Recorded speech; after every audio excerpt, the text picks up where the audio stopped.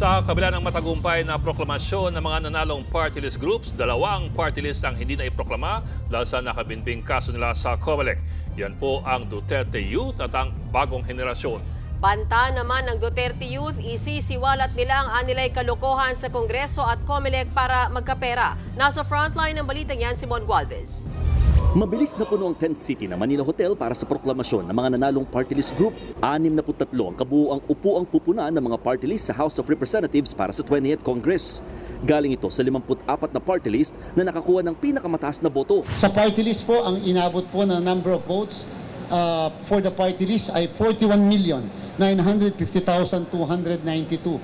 Dito po binase ang Banat versus COMELEC, dito po binase ang 2% threshold, dito po binase ang additional seat at dito po binase ang seat na entitled kahit maaari hindi nakakuha ng 2%.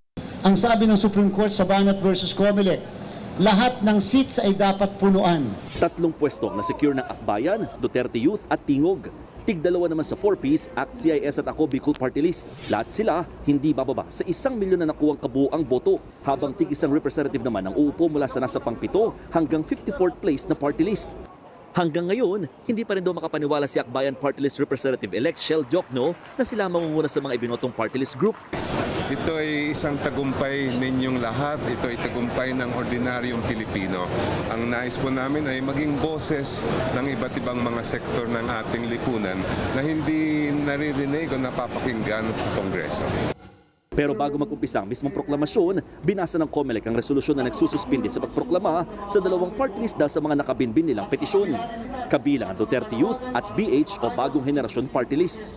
I think po mas unfair kung halimbawa later na proklama ka na, hindi pa nagsisimula yung assumption to office, biglang nagkaroon ng decision, tanggal ka.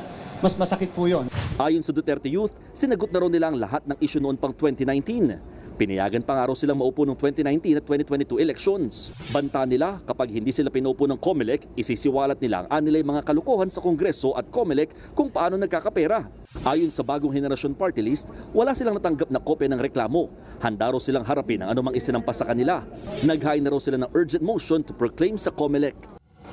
Samantala, ang mga party list na bigo makakuha ng pwesto sa dalawang magkasunod na eleksyon ay automatikong delisted o mawawala ng accreditation sa COMELEC.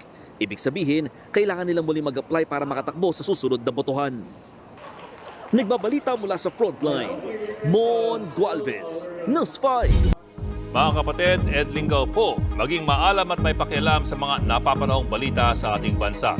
Para sa mas malalimang pagtalakay at paghimay sa mga issue at headlines, tumutok lamang at pag-subscribe sa social media pages ng News 5.